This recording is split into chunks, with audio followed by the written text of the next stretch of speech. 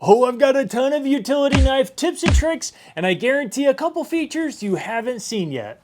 These are razor blades, and these are snap-off blades.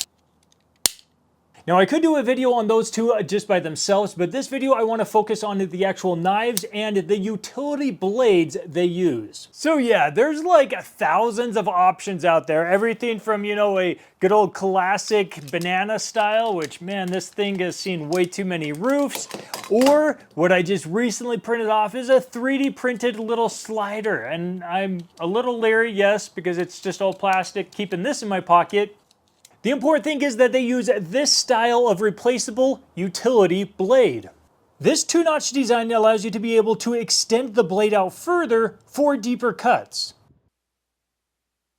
Comes in handy when cutting foam or insulation with this style before you're having to switch up to a longer snap-off type blade. And I used it a ton with the Curdy board in my bathroom. The best part with these blades is you actually get 2 for 1. When it's dull, broken, you can simply take it out, swap it around, and you've got a brand new fresh blade. Here's a quick tip for you. When doing a material that is thick and that you can squish it like foam or insulation, the best way to get a nice clean cut is to get a board or a thick bar, just something wide enough to press down and make the cut. And this is twofold. You get a perfectly nice straight and clean cut.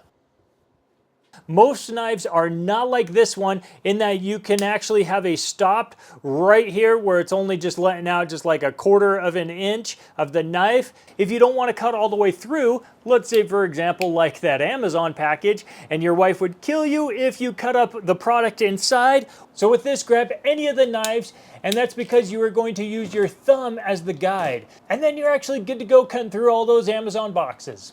This actually does work pretty good with those 3D printed ones as well.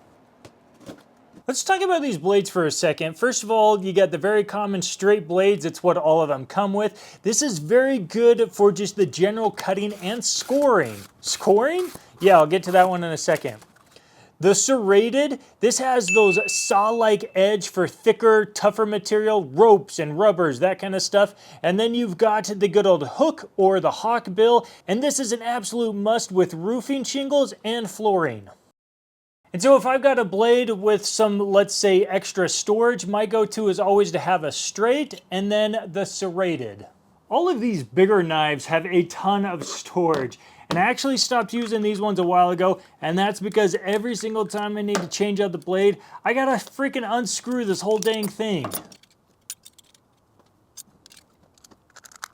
Oh, and then I found the Klein and the Dewalt, and these both have super easy storage compartments and the very common push button blade release. These are my go-to for projects where I am having to switch out lots of blades all the time, but for my EDC or everyday carry where I'm not having to switch out the blade every 5 minutes, I still go with the Milwaukee Fastback, and that's because it actually does have the extra storage, and then of course the extra features. Having a new sharp blade makes all the difference. Now, for many years I thought, hey, I'm only cutting cardboard, the blade shouldn't get that dull, right? Well, that's not true. Switch out your blade regularly, and I always do it at the first sign of pulling or ripping. And another sign is when you start getting the ugly cut, leaving a bunch of flashing on the sides. So what to do with all of your old blades? I personally really like these storage devices. Now, they don't come with this many blades, so I've actually been adding quite a few to this guy, but it is really just as simple as sliding the old used blades on top, and then you can simply slide out a new one on bottom. Now here's another tip for you. If you don't have one of those packs for disposal, then just get a plastic bottle. Just do not throw the blades directly in the garbage. You want to cut out a circle? Well, first of all, utility knives, a big, nice straight blade is not ideal for circles.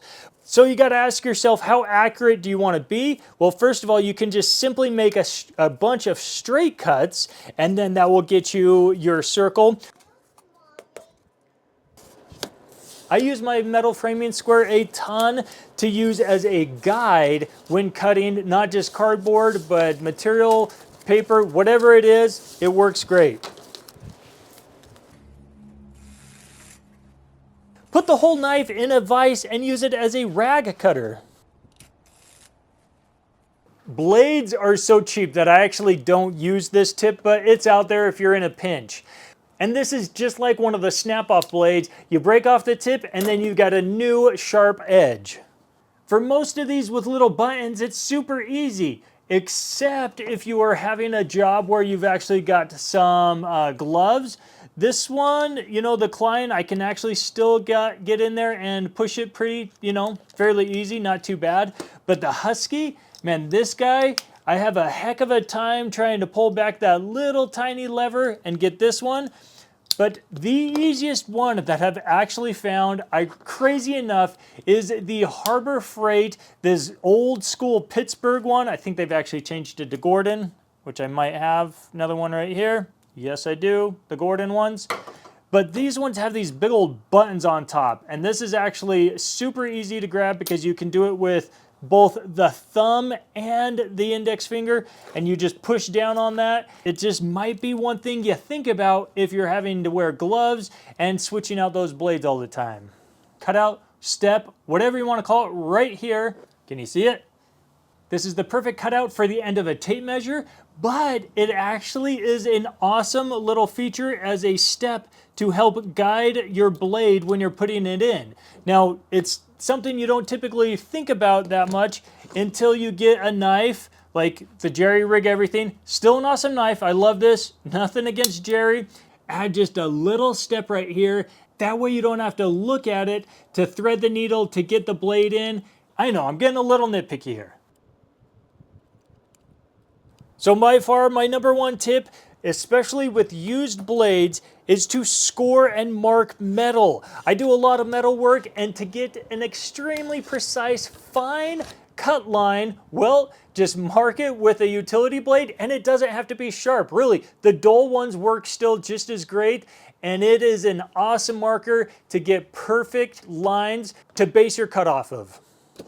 With everybody and their dog coming out with their own version of the Fastbacks, it could be a whole video on just this style alone, but just for example, some other features you may get. The Heart has an actual 4-bit holder. The Klein actually only has a 1-bit. The Dewalt and one of the Milwaukees, they have the gut hook style. And you might ask yourself, why have this angled style stop? And that's because this combined with the hook blade is a must-have for roofing shingles or carpet.